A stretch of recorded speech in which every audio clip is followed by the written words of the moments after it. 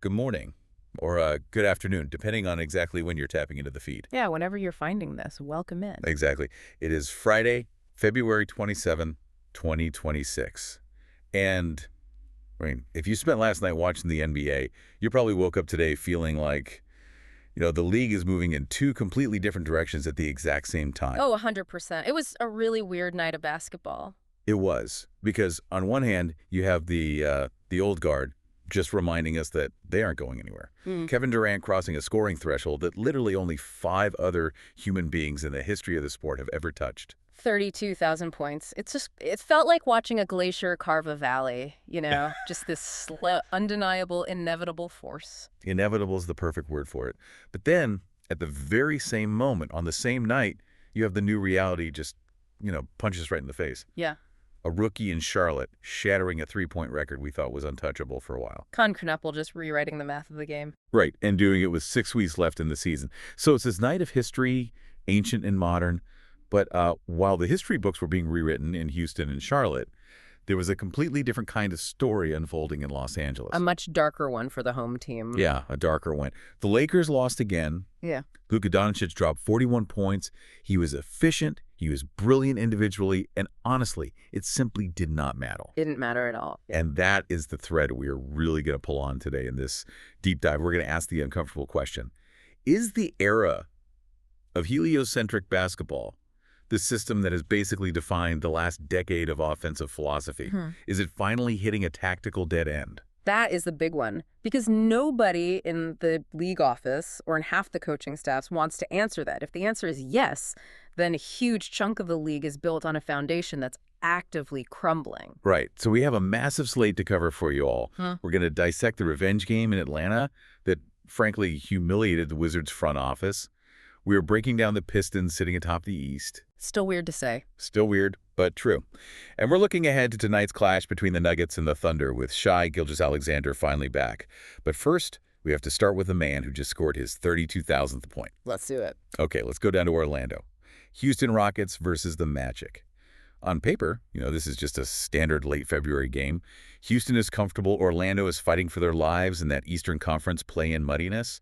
But KD turned this into something else entirely. He really did. Rockets win 113-108. The headline is Kevin Durant dropping a season-high 40 points, hitting the 32K milestone. But when I watched the tape this morning, what struck me wasn't just the sheer volume of the scoring.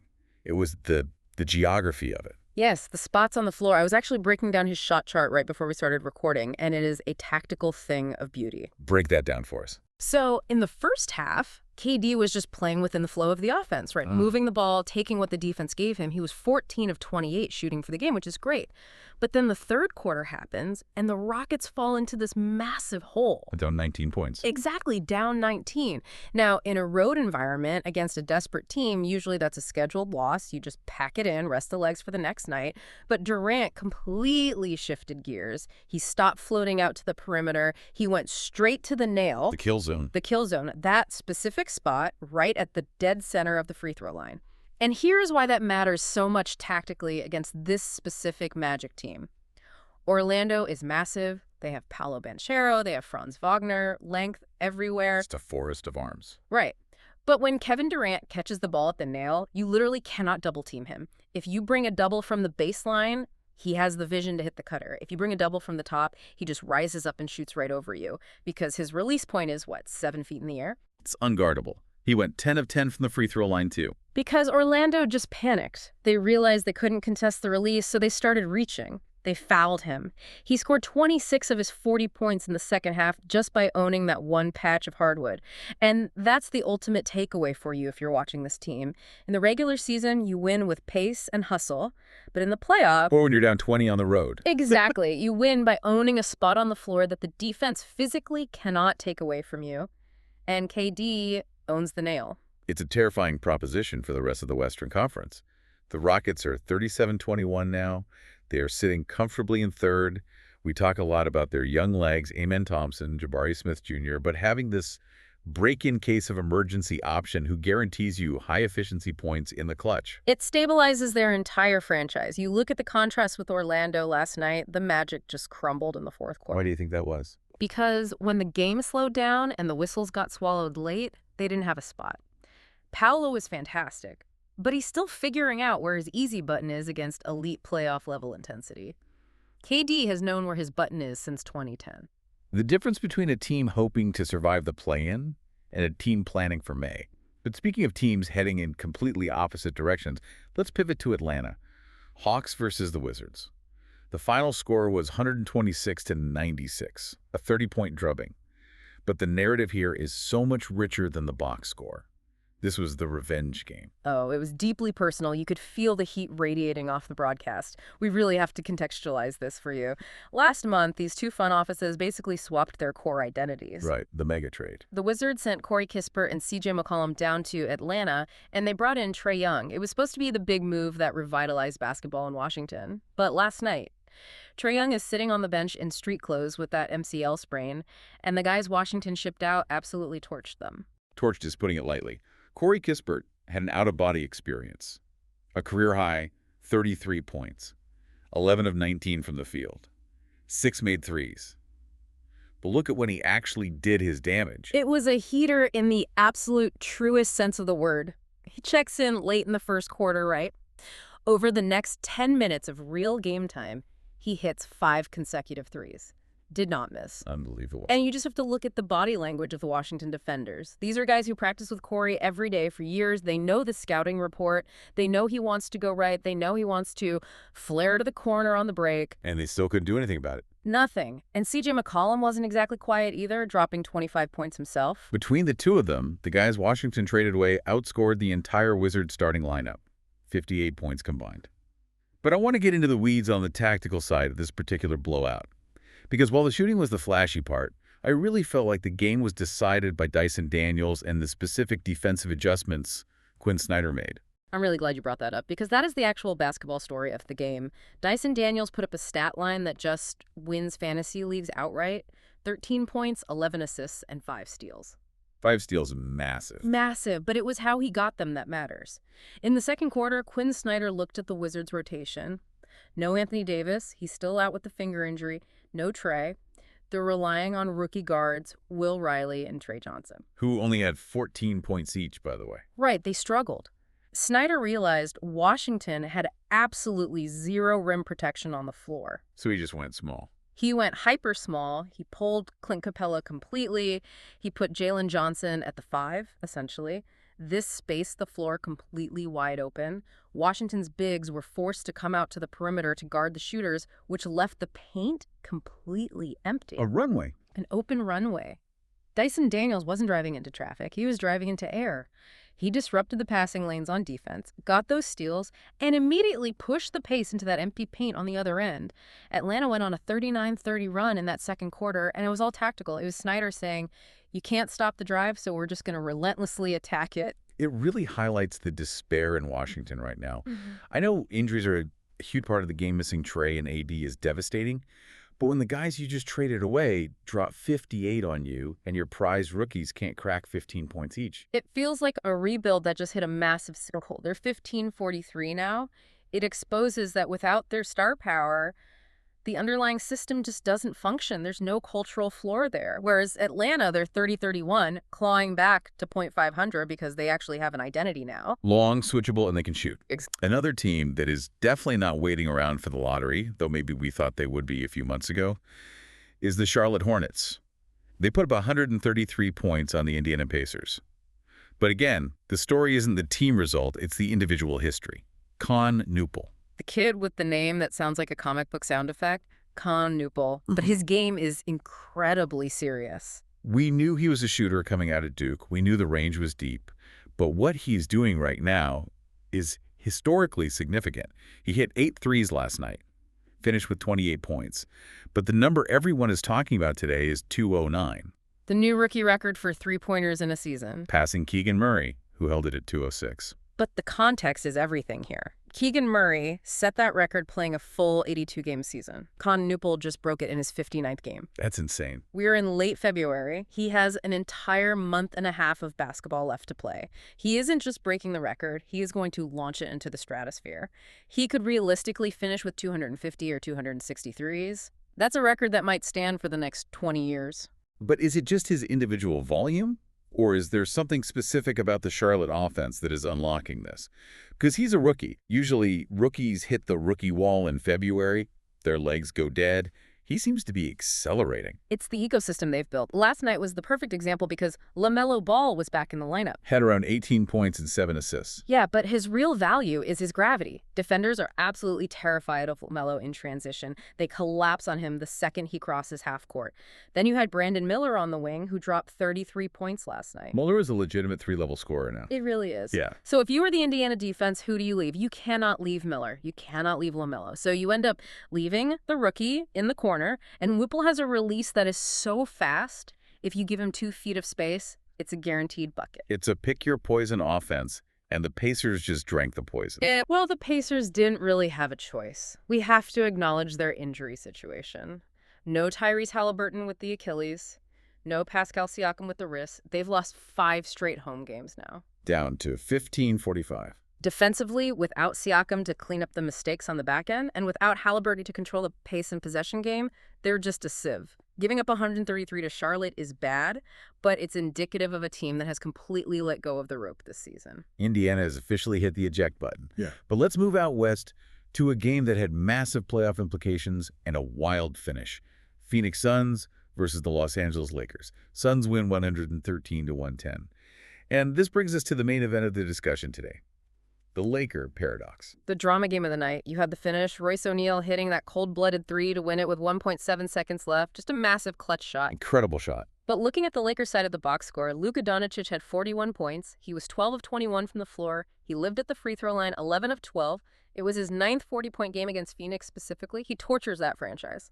And yet, they lost. 3 straight losses for the Lakers now. And this is where I want to push back on the prevailing narrative a little bit. Yeah.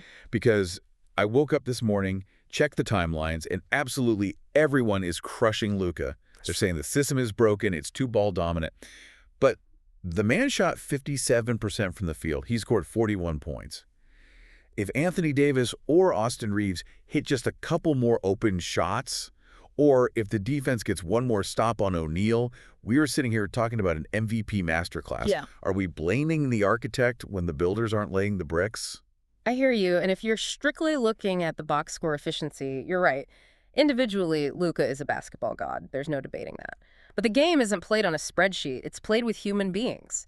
And human beings have a psychological breaking point. There is an engagement factor that the stats don't always capture. The standing around factor. Exactly. Sam Mitchell made a really poignant comment about this recently. He openly questioned if players actually enjoy playing in that system. Which is a heavy accusation. It is. But think about it from the perspective of a role player. You sprint down the court. You stand in the corner. You watch Luka dribble for 18 seconds. He might pass it to you. He might not. If he does, you have 2 seconds on the shot clock to launch a grenade. If he doesn't, you run all the way back on defense. Right. When you don't touch the ball for 5 straight trips, your legs literally get cold. Yeah. Your focus drifts. You lose your rhythm entirely. So you're arguing that the high offensive usage is actually deteriorating their defense. 100%. Look at the transition defense stats from last night. The Lakers were abysmal getting back. Shannon Sharpe called this out perfectly. When Luka misses or turns it over or spends 4 seconds arguing a non-call with the ref, the other 4 guys are slow to react. They aren't energized. They're spectating. Yeah, and the Suns took advantage. The Suns erased a 13-point second-half deficit by simply running the floor. They exploited the fact that the Lakers are emotionally and physically stagnant right now. That is a brutal assessment.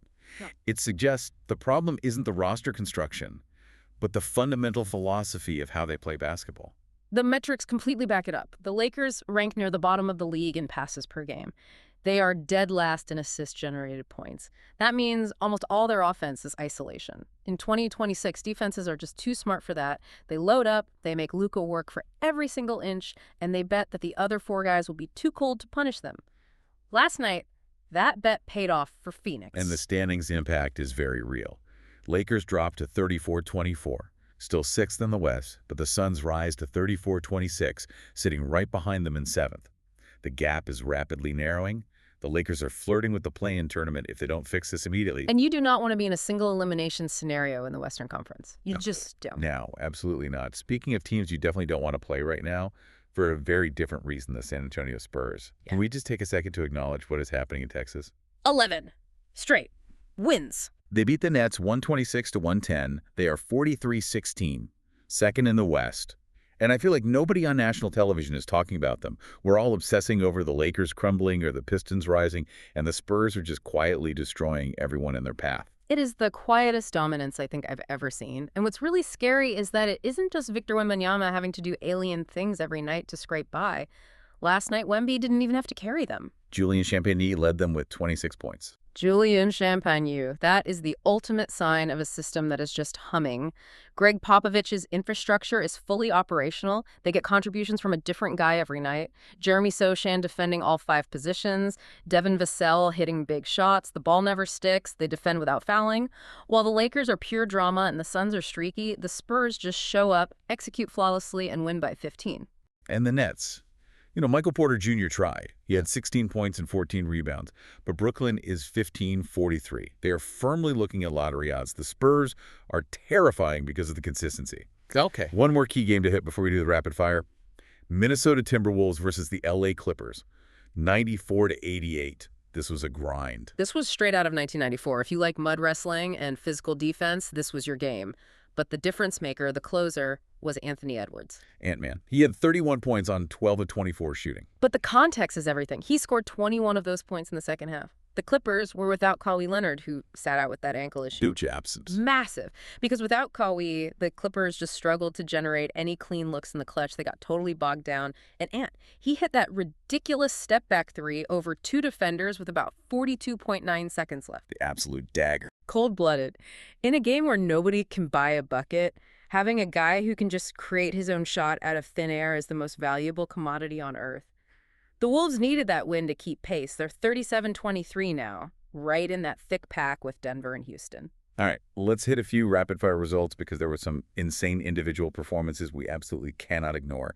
First up, Pelicans beat the Jazz 129-118. Saddiq Bey. Where did this even come from? 42 points, a career high, 14 of 20 shooting from the floor. Sweeping the baseball series against Utah. Yeah, and a quick shout out to DeJounte Murray. He finally returned from a 389-day absence due to that Achilles tear, scored 13 points. It's just genuinely great to see him back on the floor and moving well. Absolutely great to see him back. Also, the Sacramento Kings beat the Mavericks 130-121. Precious Achiuwa for the Kings going off for a career-high 29 points and 12 rebounds. He looked like an all-star out there. And on the other side, Najee Marshall dropped 36 for the depleted Mavs in a losing effort. Just a high-scoring, chaotic track meet. And finally, the 76ers beat the Heat 124-117. Tyrese Maxey with 28 points. But the real nugget here is the history.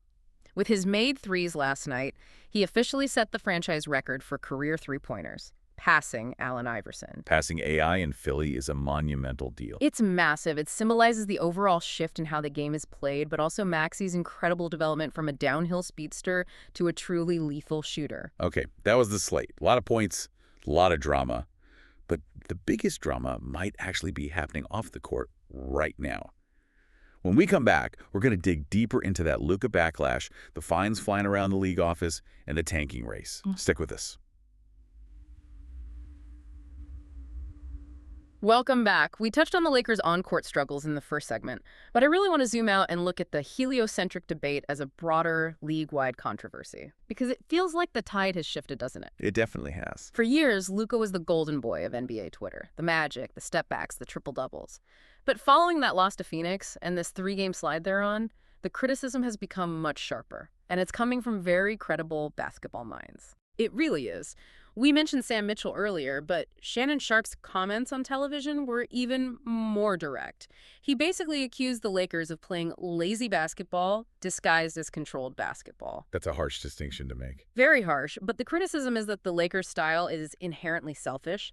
Not selfish in the traditional sense that Luka just wants to shoot every time, but selfish in that it demands everyone else on the floor completely sacrifice their rhythm for one player's comfort zone. And there was that viral moment earlier in the week, right? Luka had the ball, potential game winner, do the defense, and he passed it to LeBron. LeBron missed the shot. And people absolutely killed Luka for it. They said he should have taken the shot himself. It's this bizarre lose-lose situation for him right now. Explain that. Well, if he shoots over a double team and misses, the narrative is that he's a ball hog who doesn't trust his Hall of Fame teammates. If he makes the correct basketball play, passes to an open LeBron, and LeBron misses, the narrative is that he's shrinking from the clutch moment. You can't win with the talking heads. Exactly. But I think the valid criticism is deeper than just one isolated play at the buzzer. It's about the cumulative wear and tear of that style over a long season. The usage rate. The usage rate is completely through the roof, and his plus-minus during this losing skid is actually negative. So the question isn't, is Luka good? We know he's a generational talent. The question is, can you actually win a championship playing 48 minutes of heli ball in 2026? That is the key. In 2020, maybe you could get away with it. In 2026, the league is just too deep. Defenses are entirely too complex. You have teams like the Spurs and the Pistons playing these egalitarian, motion-heavy systems that keep all five guys engaged. When you compare that fluidity to the Lakers' stagnation, it just looks antiquated. It looks like they're playing a version of basketball that defenses have already solved. Right, and the players feel it. You can see the visible frustration. When Austin Reeves cuts backdoor and doesn't get the pass 3 times in a row, what happens on the 4th trip? He doesn't cut as hard. Exactly. And that half-step difference is exactly where the offensive possession dies. It's going to be fascinating to see if the coaching staff can adjust, because they have to. They can't keep sliding in the West. No, they can't. Yeah. But moving from tactical drama to disciplinary drama, the league office was incredibly busy handing out fines yesterday. Adam Silver's bank account got a nice little boost. Collecting those checks, we had 2 entirely separate incidents of ball throwing. Ball throwing. Yeah, Anthony Edwards of the Wolves and Desmond Bain of the Magic both fined $25,000. Just for launching the ball into the stands. Yep. Frustration boils over, you get a call you don't like, and you launch the game ball into the 10th row. The league has absolute zero tolerance for that right now. It's a fan safety issue. Sure. But honestly, if you look at the timing, it really speaks to the pressure cooker of the season. Late February is exactly when everyone's patience runs out. Guys are tired. They're exhausted. They're sick of the travel, they're sick of each other, and they are fiercely fighting for playoff seeding. And then we had an actual physical altercation on the court, too. Scottie Pippen Jr. on the Grizzlies and Myron Gardner on the Heat, they really got into it. Shoving, jawing, chest to chest. That cost them $35,000 each. That's a real check. That's a down payment on a house. It is. But again, look at the teams involved. Memphis and Miami, 2 franchises known for their gritty culture, both fighting desperately for positioning. The intensity is ramping up. We're well past the All-Star break pleasantries. It's war now. Injuries also play a massive part in tempers and team trajectories. We got some medical news on Lauri Markkanen for the Utah Jazz that I think has massive implications for the bottom of the standings. This is highly significant. Markkanen is officially out for at least 2 weeks with a hip impingement and inflammation. Hip impingements are tricky. Very painful, and it completely limits your rotational mobility. But for the Jazz, who are currently sitting at 1841, this essentially cements their tanking trajectory. They were already struggling. Right, and without their best player, the guy who basically keeps their entire offensive structure functional, they are going to completely plummet. So if you are a Jazz fan right now, you basically stop checking the NBA standings and start watching Duke and UNC prospect highlights. Start firing up the mock draft simulators. Your season is strictly about June now, because this is the exact time of year where a 2-week injury can very easily turn into a see you in October situation if the medical staff has no incentive to rush him back. Why risk your franchise cornerstone in meaningless March games when losing actively improves your lottery odds? Exactly. It's the circle of life in the NBA. On the flip side of roster moves, we saw a transaction that genuinely warmed my heart a little bit. Taj Gibson. The eternal Taj Gibson. The man is 40 years old. Okay. And he just agreed to a 2-year deal with the Memphis Grizzlies. This is a pure culture move. Memphis is a very young, very energetic team. They've had well-documented maturity issues in the past. Bringing in a 40-year-old Taj Gibson, who is the ultimate professional, a Tom Thibodeau disciple, a hard worker. You aren't signing him to give you 20 points a night. You aren't even signing him to play 10 minutes a night. You are signing him to physically show the young guys how to prepare for a game, how to take care of your body, how to act like a professional on the plane. It's an elite locker room addition. I love that. Every young locker room needs an absolute vet to tell them to put the video games away and get in the cold tub. Okay, we have covered the games from the 26th. Let's look at the future. Tonight's slate, Friday, February 27. It is absolutely loaded. Segment 3. We have to start with the undisputed game of the night. It is happening in Oklahoma City. The Denver Nuggets traveled to face the Thunder. This is a heavyweight bout. This is a potential Western Conference Finals preview right here. You have the number 1 seed, OKC, sitting pretty at 45-15, going up against the number 4 seed, Denver, at 37-22. But the massive headline news is the return of the king. Shai Gilgeous-Alexander is officially cleared to return. He missed 9 games with that abdominal strain. The Thunder survived, they definitely stayed afloat, but they are a completely different animal with him on the floor. What's the specific tactical matchup you're watching tonight? I'm watching how Denver defends a fully healthy Thunder backcourt. We saw Denver's defense give up 30 points to Jason Tatum recently. Their perimeter defense has been a bit suspect on the point of attack lately. They have trouble containing elite penetration. And now you add SGA back into the mix. Who is arguably the best driver of the basketball in the entire league. He just lives in the paint. And he creates so much gravity when he drives. Exactly. If Denver's defense collapses into the paint to stop Shai, the kick-out pass to Jalen Williams or Chet Holmgren on the perimeter is going to be wide open. But is there a reintegration risk for OKC? There always is. Isaiah Joe has been starting and playing really well. Cason Wallace has been stepping up his minutes. When Shai comes back, those guys naturally have to go back to smaller roles. Does that temporarily disrupt their rhythm? Usually MVP candidates solve a lot more problems than they create, but there's almost always a feeling out period in the first quarter. Denver is desperately trying to climb into the top 3 in the West. A win here on the road would be a massive statement. Meanwhile, OKC is looking to snap a rare 1-game losing streak. They almost never lose 2 in a row. The Paycom Center is going to be absolutely deafening tonight. The stakes are huge for seeding. If Denver wants to avoid a brutal 4-5 matchup in the first round against a dangerous team like Houston or Minnesota, they really need to steal this win. Moving over to the Eastern Conference, we have a summit meeting of our own. The Cleveland Cavaliers are visiting the Detroit Pistons. Number 1 versus number 4 in the East, and we really have to give the Pistons their flowers today. It still feels so weird saying Detroit Pistons best team in the East. It does, but we keep waiting for the other shoe to drop, and it just doesn't happen. They are 43-14. They have the best winning percentage in the entire conference at .754. They are absolutely for real. What is making them so dominant this year? It's the balance. Cade Cunningham has finally ascended to that unquestioned superstar tier. He controls the pace of the game completely. But their defense is what's stout. They switch everything, they protect the rim fiercely, and frankly, they just play harder than you do on a Tuesday in February. And tonight they host Cleveland, but the Cavs are limping into this one. Dealing with a major injury bug. Maxey Struss is officially out. James Harden has a thumb issue. He's currently questionable. Keon Ellis has a finger issue. If Harden doesn't play, Cleveland loses a massive chunk of their half-court playmaking. Can Donovan Mitchell beat this version of the Pistons entirely by himself? Probably not. Detroit is a machine right now. At home, in Little Caesars Arena, looking to prove they are the kings of the Central Division. I expect Detroit to come out and try to make a serious statement. Another game in the East with massive implications, but for the complete opposite end of the standings. The New York Knicks at the Milwaukee Bucks. Desperation watch. That is what we are calling this for Milwaukee. The Bucks are 26-31. They are 11th in the East. They are 17 games back at the lead.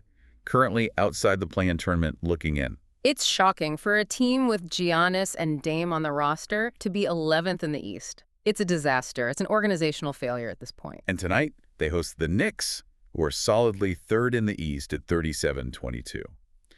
We also have a fascinating coaching matchup here. Mike Brown for the Knicks versus Doc Rivers for the Bucks. If Milwaukee loses this game at home, what happens? Their play-in hopes go from dim to critical life support. They simply cannot afford to drop home games against quality Eastern Conference opponents anymore. They need a run right now. They probably need to win 7 of their next 10 just to stabilize the ship. If they lose tonight, the noise from the media and the fans in Milwaukee is going to be deafening. Couple of quick hits to round out the preview before we get out of here. Nets at Celtics. Boston is 38-20. They're coming off a frustrating loss. They're still without Jason Tatum, who is nursing that Achilles, but they are playing the Nets. This should be a classic get-right game for Boston. You have to win those. You have to. If they lose to a 15-43 Brooklyn team at home, even without Tatum, the panic button gets smashed in Boston. And finally, Grizzlies at Mavericks. Battle of the struggling Southwest teams. Ja Morant remains out for Memphis. Luka will be desperately looking to bounce back from that 3-game skid we spent half the show talking about. This feels like an absolute must-have for Dallas. It is. They need to beat a J-less Memphis team at home just to quiet the critics for 48 hours if they lose this one. That heliocentric debate we just had is going to turn into a full-blown riot on national television. Absolutely. So tons of action tonight. Check your local listings. But before you let you go, I want to circle back to something we touched on in segment 1. We talked about the Lakers' drama, the Pistons' dominance, the Thunder getting healthy. But there is one team that I feel like is just lurking in the shadows, waiting to strike. I know exactly who you're talking about, and I want to end on them. The San Antonio Spurs. We mentioned the 11-game winning streak earlier, but I really need to emphasize this point to the listeners. While we are all obsessing over the drama in LA and the surprising rise in Detroit, the Spurs are 43-16. Second seed in the West. Second seed. And they are doing it with suffocating defense, with incredible rotation depth, and with Victor Wembanyama just existing as a human cheat code. But it isn't just Wemby Isoball. Not at all. It's the system.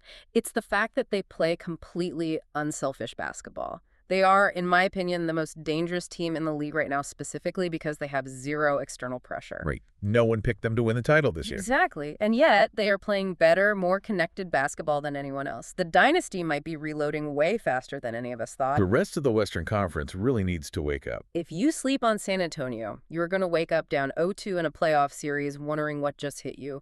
They are coming. That terrifying thought for the rest of the league to end on. All right, that is a wrap for today's deep dive. What an unbelievable time to be a basketball fan.